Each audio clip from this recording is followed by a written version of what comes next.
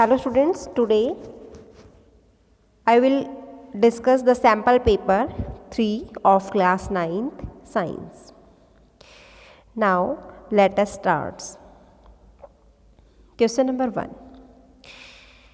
Write the unit of Z and capital G.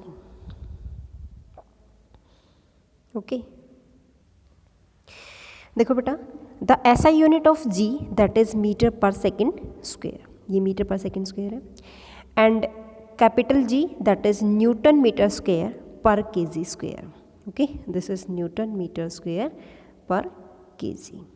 Okay, ये कैसे निकलेगा बेटा? इसको आप फॉर्मूला लगाओगे यहाँ पे, G इज इक्वल टू, ठीक है, G किसके इक्वल होता है पहले बताओ, F किसके इक्वल होता है? F is equal to G m1 m2 upon में R स्क्वेयर. यहाँ से आप G निकाल लो बेटा, ये वाला G, और ये आपका इधर चला जाएगा, force Newton metre square per KG हो जाएगा. ओके, पर केजी का स्क्वेयर. ओके, तो ये आ जाएगा आपका. Now next is question number 2. J. Chadwick discovered a subatomic particles which has no charge and has mass nearly equal to that of proton.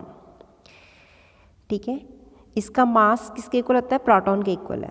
Name the particles and give its location in the atoms. यहाँ तक ये question है बेटा, आगे इसका answer given है. तो देखो, जी चैडविक ने कौन सा पार्टिकल किया था बेटा जिसके ऊपर कोई भी चार्ज नहीं है लेकिन उसका मास प्रोटॉन के मास से इक्वल है? This is called as the neutron. ठीक है, अब उसकी लोकेशन क्या है एटम में? तो बेटा देखो, न्यूट्रॉन जो होता है वो न्यूक्लियस के पास होता है, न्यूक्लियस के अंदर होता है. प्रोटॉन और न्यूट्रॉन्स दोनों न्यूक्लियस के अंदर होते हैं, और बाहर इलेक्ट्रॉन्स रिवॉल्व करते हैं एक सर्कुलर पाथ में. ओके, तो ये आपका आ जाएगा question number 2. Now next is question number 3. देखो बेटा, you are providing a fine white colored powder which is either sugar or salt. How will you identify it without tasting? ये आपका थोड़ा जर्नल नॉलेज से रिलेटेड क्वेश्चन है बेटा, तो ये आपको करना है. देखो, NaCl सॉल्ट है, NaCl सॉल्ट वो शुगर है या सॉल्ट है? एक फाइन वाइट कलर का पाउडर है, तो आप उसे कैसे आइडेंटिफाई करोगे? देखो, सोडियम NaCl जो होता है वो होता है सोडियम प्लस और क्लोरीन माइनस, एक आयनिक कंपाउंड है. जब इसका सॉल्यूशन रिएक्ट करता है सिल्वर नाइट्रेट के साथ, AgNO3 के साथ, जो आयनिक नेचर का है, तो ये प्रेसिपिटेट देता है AgCl के, which will give the precipitate of AgCl. लेकिन हमारी जो शुगर है वो आयनिक नेचर शो नहीं करती, इसलिए वो इस टाइप के रिएक्शन शो नहीं करती. तो जो भी हमें सिल्वर नाइट्रेट सॉल्यूशन को ऐड करने के बाद वाइट प्रेसिपिटेट मिलेगा, वो क्या होगा? या तो सॉल्ट होगा, वो सॉल्ट होगा, otherwise it is a sugar. Okay, तो जो आयनिक है वो हमारा कौन सा है बेटा? सॉल्ट है, और जो आपकी शुगर है वो आयनिक फॉर्म में प्रेजेंट नहीं होती, तो वो इस टाइप की रिएक्शन शो नहीं करती. Okay, now next is, how do some children fall ill more frequently than others living in the same locality? अगर जो कुछ बच्चे ऐसे होते हैं जो सेम लोकेलिटी में रहते हैं लेकिन फिर भी वो जल्दी से बीमार होते हैं, ठीक है, तो बेटा ये क्या क्या रीज़न है? देखो, सेम लोकेलिटी में रहने का मतलब ये नहीं कि सभी बीमार हो जाएंगे उस एरिया के बच्चे, ठीक है, ये सिर्फ सराउंडिंग उनका सेम है लेकिन फिर भी वो जल्दी से गिरते हैं. रीज़न क्या है? Because they may be under nourished. Means उनकी जो उनका जो पोषण है वो क्या है बेटा? वो डिफरेंट है सबका, ठीक है. पुअर इम्यूनिटी है, मीन्स उन बच्चों में कैचिंग पावर भी नहीं है, उनका इम्यूनिटी सिस्टम बहुत ही वीक है, ठीक है, और इस वजह से वो इजीली से इन्फेक्शन को आसानी से कैच कर लेते हैं. ओके, तो फिजिकल पर्सनल हाइजीन और जेनेटिक मेकअप इज़ द मतलब यही इम्पोर्टेंट रोल जो प्ले करते हैं इल के लिए, बीमारी के लिए. तो ये प्रॉपर होने ज़रूरी है. अगर यही हमारे जो है प्रॉपर नहीं होंगे तो आसानी से बच्चा बीमार बढ़ जाएगा, चाहे वो सेम लोकेलिटी में रहता हो। Okay, now next is every multicellular organisms has arisen from a single cell. Justify this answer. हम कैसे कह सकते हैं कि एक multicellular organism single cell से अराइज हुआ है? देखो बेटा, इस क्वेश्चन में क्या है कि जो मल्टी सेलुलर ऑर्गेनिजम्स होते हैं वो क्या होते हैं, हायर ऑर्गेनिजम्स होते हैं और they undergo sexual reproduction.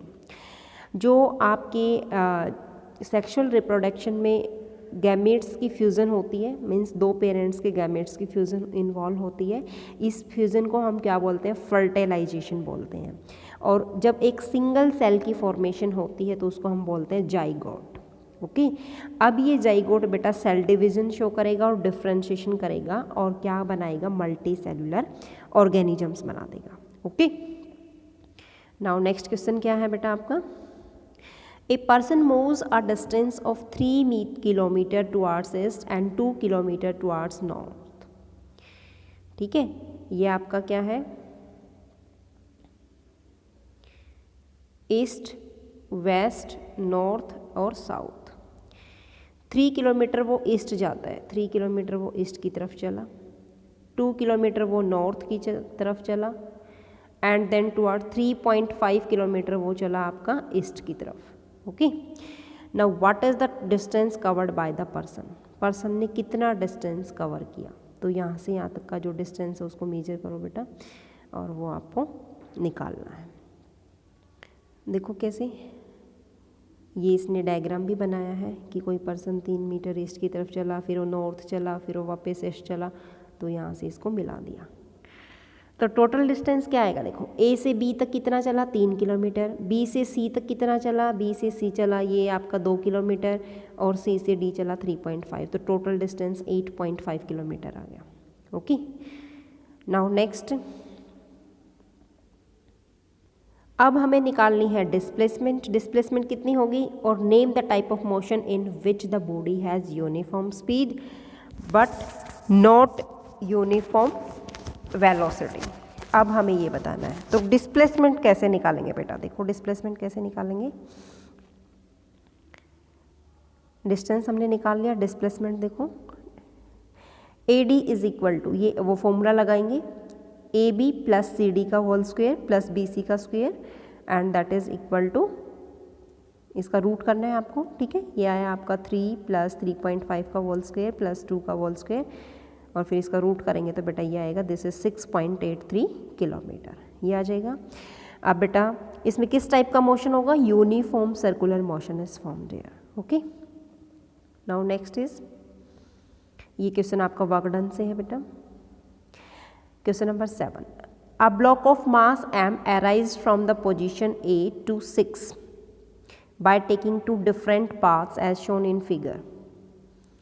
Okay, let height AB is equal to h. Answer the following question. What is the work done on the block in the figure A and B आएगा बेटा, यहाँ पे ये A and B है, this is not 6। Figure आपको given है ये वाली,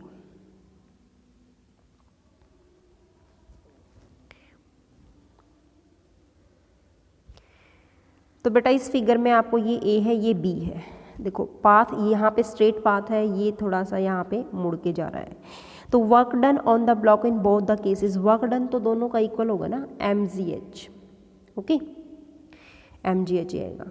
अब इसमें क्या है, पोजीशन B पे हमें निकालनी है ग्रेविटेशनल पोटेंशियल एनर्जी, तो EP किसके इक्वल होती है, EP is equal to mgh, ये पोटेंशियल एनर्जी आएगी आपकी। ठीक है, mass into acceleration due to gravity into में हाइट। ओके, अब हमें क्या निकालना है कि जो इनकी टोटल पोटेंशियल एनर्जी किसी ऑब्जेक्ट की कितनी होगी अगर उसका मास 6 kg है, तो बेटा मास 6 kg है, हाइट इसमें 15 मीटर गिवन है और जी वैल्यू इसमें 9.8 मीटर पर सेकेंड स्क्वायर है, तो कैसे आएगी, EP is equal to mgh, तो ये तीनों को मल्टीप्लाई कर दो, this answer is present in joule.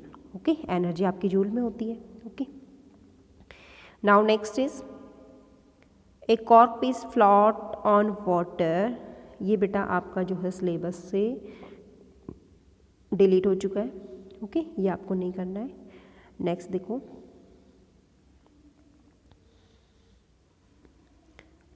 To object of masses m1, ये m1 है बेटा, m1 and m2 when separated by a distance d exert a force f of each other. What happen when the value of mass of first object is double? अगर मास को, first object के मास को हम double कर दें तो 2m हो गया बेटा ये, ठीक है।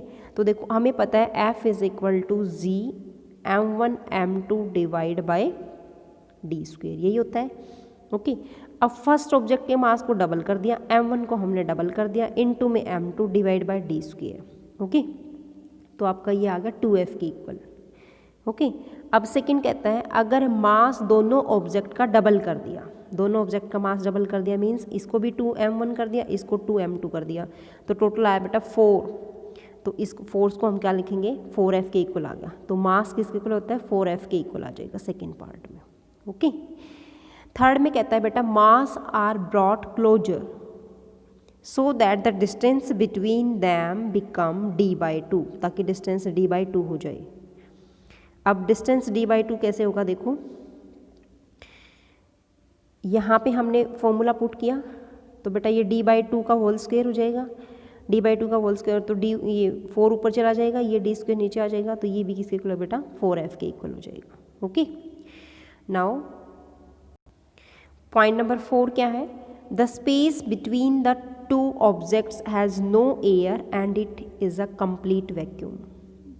तो क्या होगा, अगर दो ऑब्जेक्ट के बीच में जो स्पेस है उसमें एयर प्रेजेंट नहीं है, वो कंप्लीट वैक्यूम है, तो क्या बनेगा देखो, तो इसके ऊपर फोर्स का कोई भी इफेक्ट नहीं पड़ेगा when the air medium is remove. अगर एयर मीडियम को हमने रिमूव कर दिया तो कोई इफेक्ट नहीं पड़ेगा। Okay, now the next question is what do the graph of figure indicate. Graph of figure क्या इंडिकेट करती है, देखो बेटा इसमें जो वेलोसिटी है ये टाइम है, यहाँ पे आपका जो है स्ट्रेट लाइन जा रहा है और उसमें क्या है आपका,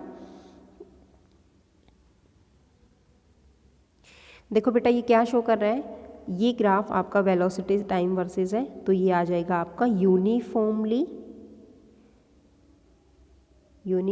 retarded motion.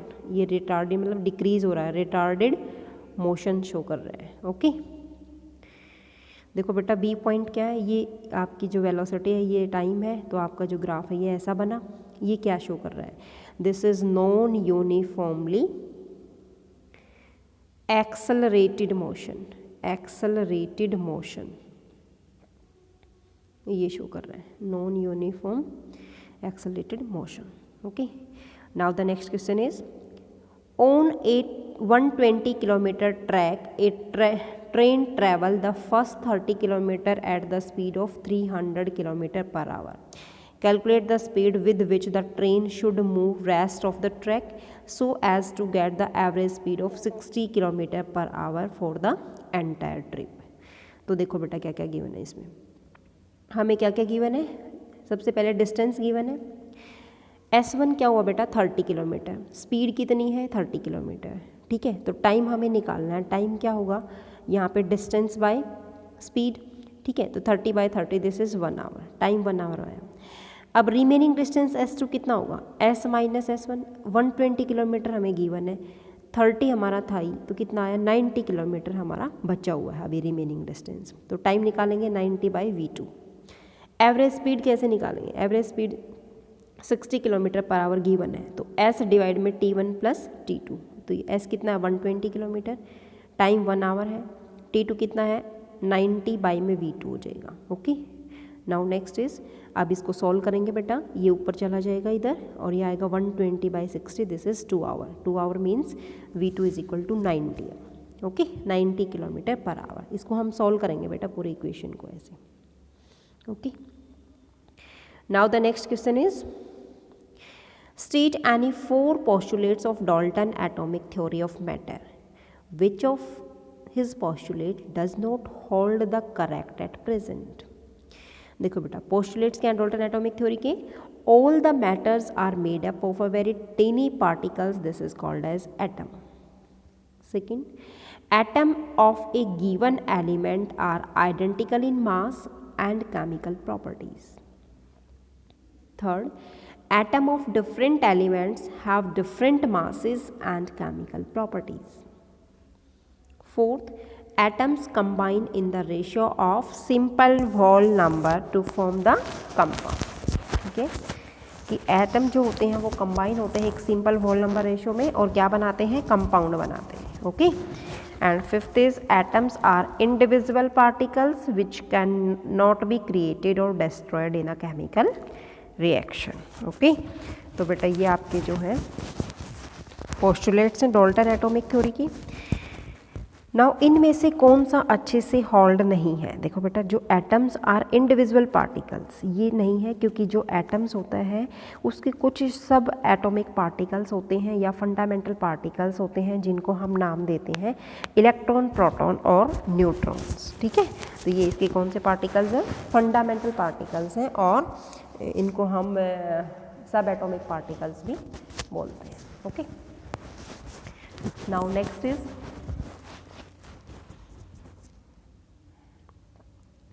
Question number 11. Right the electronic configuration and valency of the following. Okay. देखो बेटा, फर्स्ट बताना है क्लोरीन, सोडियम, सिलिकॉन. पहले क्लोरीन का देखते हैं. इसमें क्लोरीन की आपकी वैलेंसी कितनी है. देखो भाई, क्लोरीन को हम 17 होता है इसका एटॉमिक नंबर, के शेल में 2, एल में 8, एम में 7. Valency is equal to 1 because 1 electrons is required to form the stable noble gas configuration. Next is sodium. इसमें सोडियम का एटॉमिक नंबर होता है बेटा 11, तो 2, 8 एंड 1 ये आ जाएगा आपका. और ये क्या बनाएगा, इसकी वैलेंसी क्या होगी 1, क्योंकि 1 extra electron is here. Next is silicon. This silicon का कितना होता है बेटा 14, तो 2, 8 और 4 sorry. And here valence electrons is total 4, तो its valence is also 4. Okay. Now the next question is, both helium और beryllium have helium as a noble gas but beryllium is a non-metal. Why? ये non-metal है बेटा. देखो बेटा कैसे है, beryllium is a metal. Okay, beryllium is a metal. अब देखो बेटा इसमें क्या, क्योंकि इसमें रीज़न क्या है कि ये नोबल गैस कैसे है. नोबल गैस में क्या होता है बेटा, जो हीलियम होता है ना उसकी कॉन्फ़िगरेशन होती है 1s2. मीन्स इसके अंदर 2 इलेक्ट्रॉन्स होते हैं फर्स्ट ऑर्बिट में और दोनों के दोनों फुल्ली फिल्ड है. ठीक है, तो helium has only 2 electrons in the valence shell which is more stable and it has no tendency to react with the other element. तो ये क्या है, ये नोबल गैस शो करती है. बट बेरिलियम मेटल क्यों है, बेरिलियम के अंदर 2 शेल हैं K एंड L और बेरिलियम का एटॉमिक नंबर होता है 4, तो 2,2. तो L की कैपेसिटी क्या है, 8 इलेक्ट्रॉन्स को लेने की है, बट ये क्या बनाता है, ओनली 2 ही इलेक्ट्रॉन्स ले पाता है क्योंकि बेरिलियम के इसमें क्या है, सिर्फ 2 ही इलेक्ट्रॉन्स है वैलेंस शेल में. तो it will react with the other beryllium atom, ये दूसरे बेरिलियम एटम के साथ रिएक्ट कर सकता है और BE बॉन्ड बना सकता है. That's why it is a metal. इस वजह से ये क्या है, मेटल है. Okay.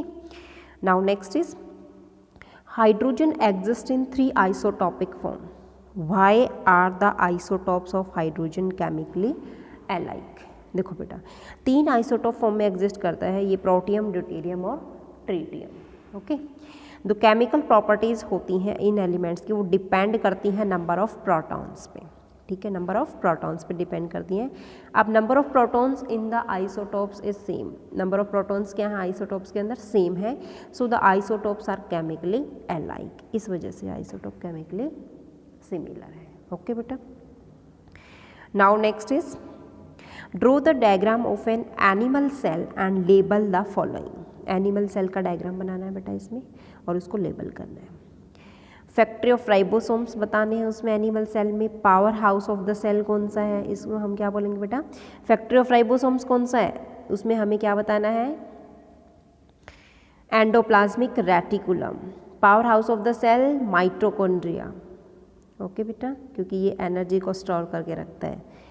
Waste disposal system of the cell. Waste disposal system of the cell कौन सा है बेटा, दिस इज लाइसोसोम्स. ठीक है. एंड ये आपको शो करने हैं। This is the diagram of animal cell. देखो यहाँ पे न्यूक्लियस आपने शो किया बेटा, दिस इज़ न्यूक्लियस। ये आपका रफ एंडोप्लाज्मिक रेटिकुलम है, this is mitochondria, this is lysosomes and this is smooth endoplasmic reticulum. तो ये आपका बन जाएगा। Okay, now the next question is how are phanerogams classified. ये बेटा आपके सिलेबस से डिलीट हो चुका है। Now next question is name any one disease caused by the bacteria and virus. Bacteria में कौन सा होता है बेटा, ट्यूबरक्लोसिस, एंड वायरस से कौन सा डिजीज होता है, AIDS. AIDS is the acquired immuno deficiency syndrome. Okay, next question है बेटा why are antibiotics effective against bacteria but not virus. देखो बेटा एंटीबायोटिक क्या होते हैं, जो बैक्टीरिया या जर्म्स को क्या करते हैं, किल कर देते हैं। ठीक है, तो उनसे प्रिवेंशन होती है हमें कि भाई बैक्टीरिया वगैरह से और जर्म्स वगैरह से। ठीक है, तो antibiotic act by preventing one of the biochemical events towards the formation of new pathogen cells. जितनी भी नए पैथोजेनिक सेल्स की फॉर्मेशन होती है उससे बचाते हैं, प्रिवेंट करते हैं। तो most prevent cell wall formation होती है which happen in bacterial cell only. जो ये सेल वॉल की फॉर्मेशन होती है जो बैक्टीरियल सेल में ये सारी चीज़ें एब्सेंट होती हैं, and it preventing the bacterial disease. इससे हम बैक्टीरियल डिजीज से प्रिवेंट कर सकते हैं। ओके बेटा, now the next question is not related for your syllabus. Now question number 16 is also not included in your syllabus. Now next question. This question is of inertia. This is also not included. Now next is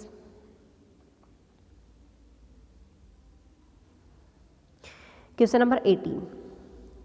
Temperature of water remains constant during boiling. Temperature जो होता है बेटा boiling के during जो होता है increase क्यों नहीं होता, कांस्टेंट क्यों होता है, जबकि हम किसी चीज़ को बॉयल करते हैं तो टेम्परेचर हमेशा इंक्रीज़ होता है। तो देखो बेटा जब वाटर बॉइलिंग होना स्टार्ट हो जाता है तो वहाँ पे हीट सप्लाई होती है, जो हीट सप्लाई होती है उसको यूज़ कर लेते हैं काइनेटिक एनर्जी को इंक्रीज़ करने के लिए, और काइनेटिक एनर्जी जो होती है वो किस में चेंज हो जाती है, गैसियस स्टेट में कन्वर्ट हो जाती है। तो इस वजह से वहाँ पे टेम्परेचर कभी भी राइज नहीं करता। इंपॉर्टेंट क्वेश्चन है। Okay, now next is evaporation is a surface phenomena. कैसे बेटा, क्योंकि जो पार्टिकल सरफेस पे होते हैं वो एब्जॉर्व करती है एनर्जी एब्जॉर्व करते हैं सराउंडिंग से, और क्या होता है वहाँ पे इवेपोरेशन एक सरफेस फिनोमिना बन जाता है। ठीक है, particles on the surface that absorb energy from the surrounding, that's why evaporation is a surface phenomena. Next क्या है बेटा, the shape between the constituent particles is maximum in gases. Gases में जो शेप होती है कॉन्स्टिट्यूएंट पार्टिकल्स की वो maximum होती है। क्यों बेटा, क्योंकि जो पार्टिकल्स गैस में होते हैं वो मैक्सिमम काइनेटिक एनर्जी शो करते हैं। काइनेटिक एनर्जी में मोशन ज़्यादा होता है। ठीक है, तो वो हर डायरेक्शन में फ्रीली मूव करते हैं। तो दैट्स वाई जो स्पेस होता है पार्टिकल्स के बीच में that is maximum in case of gases. Gases में सबसे ज़्यादा होता है। ओके, अब नेक्स्ट देखो बेटा, यहाँ पे पार्ट नंबर 2 रह गया अब हमारा।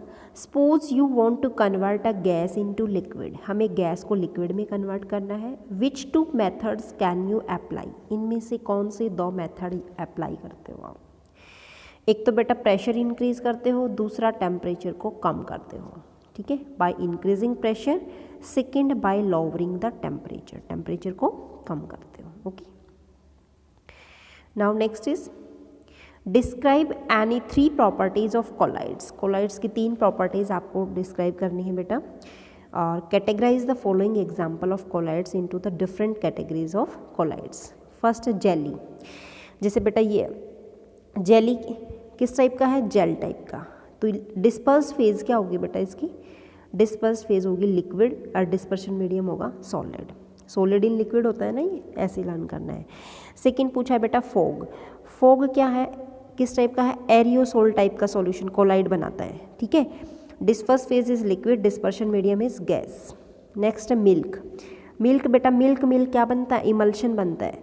Disperse phase is liquid and dispersion medium is also liquid. Shaving cream, shaving cream किस टाइप का कोलाइड सॉल्यूशन बनाती है बेटा, फोम बनाती है। Disperse phase is gas and dispersion medium is liquid. Okay, अब बेटा इसमें ये भी पूछा था कि कोई 3 प्रॉपर्टीज़ बतानी है कोलाइड्स की। कोलाइड्स की आप कोई भी 3 प्रॉपर्टीज़ लिख सकते हो। देखो जैसे ये इसमें भी गिवन है, size of particles is too small to be seen individually by the naked eyes. इसका जो कोलाइडल साइज का पार्टिकल होता है 1 नैनोमीटर टू कितना होता है बेटा, 100 नैनोमीटर तक होता है। ओके, और 1 नैनोमीटर किसके इक्वल होता है, 10⁻⁹ मीटर। ओके, सेकेंड है बेटा, colloids are big enough to scatter a beam of light passing through it. ठीक है, तो इसमें से आसानी से लाइट को ये पास करते हैं और make its path visible path बनाते हैं। थर्ड है बेटा, they don't settle down when left undisturbed. ये कभी भी सेटल डाउन नहीं होते जब इनको हम अनडिस्टर्ब छोड़ देते हैं, तो इसलिए कोलाइडल पार्टिकल्स जो होते हैं वो क्वाइट स्टेबल होते हैं। ओके, तो this is important question for your exam बेटा। Now next is describe the oxygen cycle in nature. Oxygen cycle को आपको डिस्क्राइब करना है। देखो बेटा, oxygen from the atmosphere that is used up in combustion, respiration and in the formation of oxides of nitrogen। Okay, इसमें होता है it is returned to the atmosphere, ये वापस से अपने एटमॉस्फेयर में आ जाती है। ठीक है, through the process of photosynthesis process से। जैसे ये दे रखा बेटा, ये आपकी ऑक्सीजन साइकिल है।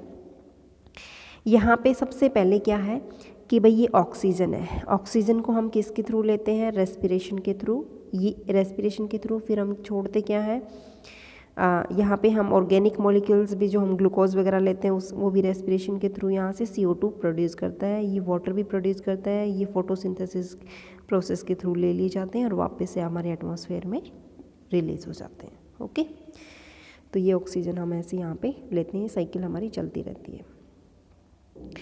Now next, this question is not include in your syllabus बेटा। Okay, now next is question number 22 is not included in your syllabus. Now next is question number 24 आप बता सकते हो, ये इजी है। देखो बेटा, which portion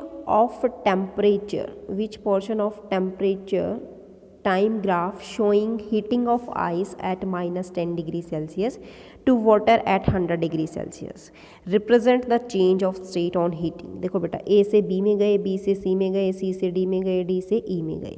ठीक है, तो यहाँ पे जो BC है वो क्या रिप्रेजेंट कर रहा है, जो BC है that represent the heating of ice at 0 degree Celsius to the water at 0 degree Celsius. Ice से वाटर में चेंज करते हैं 0 डिग्री सेल्सियस पे। तो जो पोर्शन आपका BE है वो क्या शो कर रहा है, B से E का बेटा यहाँ से इस पॉइंट तक, इसमें क्या होता है, heating of water at 0 degree Celsius to 100 degree Celsius. इसमें हम वाटर को हीट कर सकते हैं। BC में तो हम आइस को हीट कर सकते हैं, आइस को वाटर में कन्वर्ट करने के लिए, और इसमें हम वाटर को बॉयल कर देते हैं, हीट कर देते हैं 0 to 100 degree Celsius. Now next question, ये आपका एक्सपेरिमेंट से रिलेटेड है बेटा। Okay, so this is not include.